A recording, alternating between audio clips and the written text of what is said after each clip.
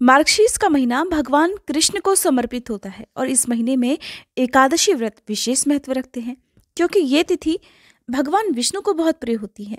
सनातन धर्म में एकादशी व्रत को सभी व्रतों में सबसे श्रेष्ठ व्रत माना गया है।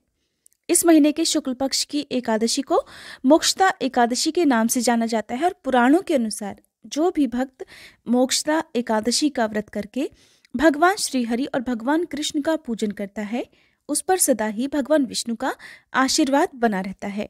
द्वापर युग में इसी दिन भगवान श्री कृष्ण ने कुरुक्षेत्र के मैदान में अर्जुन को गीता का उपदेश दिया था। इस कारण इस दिन को गीता जयंती के रूप में भी मनाया जाता है। इस दिन खास तौर पर भगवत गीता का पाठ करना चाहिए।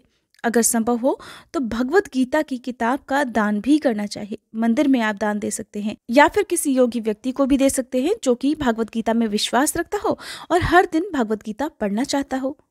इस बार की एकादशी तिथि भी 2 दिन रहने वाली है, तो लोगों के मन में ये प्रश्न जरूर होगा कि किस तिथि को हमें एकादशी का उपवास रखना चाहिए। तो आज के इस वीडियो में आप जानने वाले हैं मोक्षदा एकादशी के बारे में कि व्रत कब रखें, पारण कब करें और द्वादशी तिथि कब से कब तक रहेगी। इस बार मोक्षदा एकादशी 2 दिन है, 3 दिसंबर शनिवार को जिस दिन गीता जयंती भी है और 4 दिसंबर रविवार को भी। तो 3 दिसंबर शनिवार को दशमी तिथि युक्त एकादशी है जिसे स्मार्त एकादशी कहते हैं, यानी कि जिस तिथि में दशमी तिथि का जरा भी अंश हो वो दशमी तिथि युक्त एकादशी मानी जाती है। लेकिन वैष्णव एकादशी सबसे शुद्ध एकादशी होती है और इसी एकादशी का व्रत करने से ही मोक्ष की प्राप्ति होती है। तो 4 दिसंबर रविवार को ही यदि आप एकादशी का उपवास रखते हैं तो वो ज्यादा उत्तम होगा। जो भी भगवान विष्णु को भगवान कृष्ण को मानते हैं वो सभी लोग 4 दिसंबर रविवार को ही इस बार एकादशी का व्रत रखेंगे। आपने एकादशी का व्रत जब भी रखना हो उससे ठीक 1 दिन पहले ही दशमी तिथि के नियमों का पालन करेंगे। एकादशी तिथि प्रारंभ होगी 3 दिसंबर शनिवार की सुबह 5:39 से और समाप्त होगी 4 दिसंबर रविवार की सुबह 5:34 पर। सनातन धर्म के सभी लोगों को जीवन में एक बार मोक्षदा एकादशी का उपवास अवश्य ही रखना चाहिए। कहते हैं कि ये एकादशी मोक्ष प्रदान करने वाली और सभी मोहों का नाश करने वाली एकादशी होती है।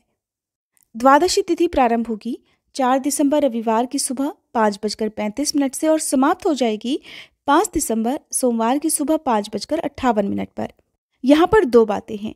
एक तो द्वादशी तिथि अगले दिन 5 दिसंबर को सुबह जल्दी ही समाप्त हो रही है, तो क्या त्रयोदशी तिथि में भी व्रत का पारण किया जा सकता है? इस बारे में इस वीडियो में आप आगे जानेंगे।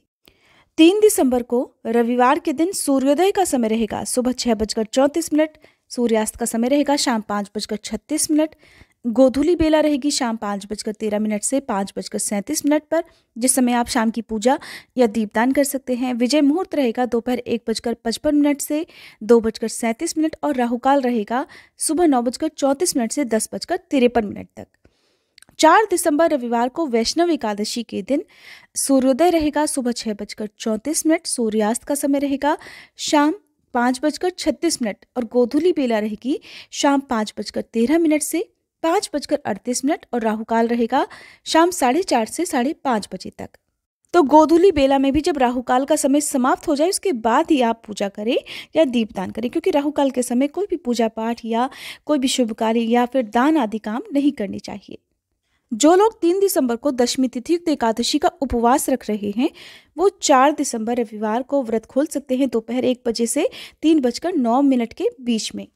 सुबह के समय व्रत खोलने का कोई मुहूर्त नहीं है। मध्याह्न के समय व्रत नहीं खोला जाता है क्योंकि सुबह हरिवासर का समय रहेगा। इस समय खोले गए व्रत को श्री हरि स्वीकार नहीं करते हैं। अब जो लोग वैष्णव एकादशी का ही व्रत रखेंगे जो कि सबसे शुद्ध और उत्तम एकादशी व्रत रहेगा, तो 5 दिसंबर सोमवार को व्रत आप खोल सकते हैं सुबह 5:59 से लेकर 9:45 के अंदर अंदर। त्रयोदशी तिथि लग जाएगी, लेकिन ऐसा नियम है कि अगर त्रयोदशी तिथि के प्रथम पहर में एकादशी का उपवास खोला जाए तो श्रीहरि उसे जरूर स्वीकार करते हैं, उसका कोई दोष नहीं लगता। पौराणिक कथा के अनुसार एक समय वैखानस नाम का एक राजा राज्य करता था।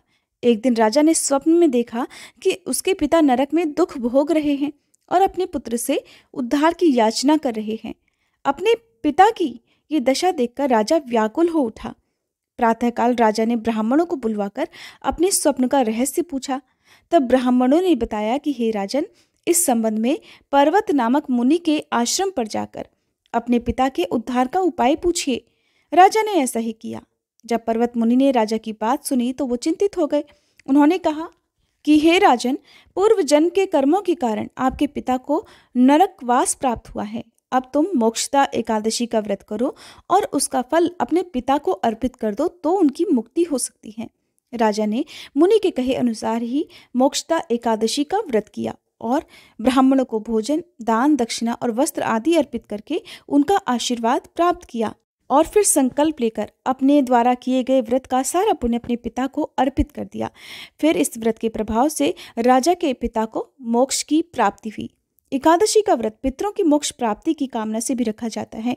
सभी प्रकार के अगले पिछले जन्म के पापों का नाश करके एकादशी का व्रत अंत में बैकुंठ लोक की प्राप्ति कराता है।